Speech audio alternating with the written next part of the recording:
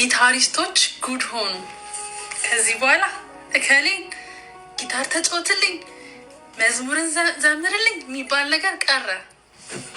ሴቶች ጥፍራችንን ሳንቆረጥ ጥፍራችን እንዳለው እንዲሁ ማሳደግ እንደፈለግነው ጊታር የምንመታበት መንገድ ተፈጠረ። ቴክኖሎጂያ ይብላችሁ።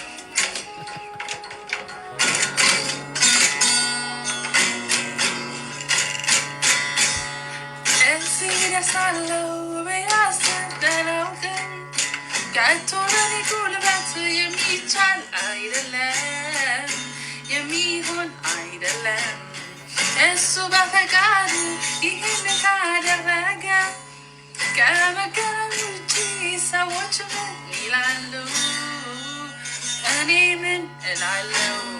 ይገርማል፣ ይገርማል አሰራሩ ይደንቃል። ኤኒሃው እያለን እንቀጥላለን ከዚህ በኋላ። ሜርሲዬ ሙክሼ በጣም ነው አመሰግንሽ። ኤኒሃው ባይ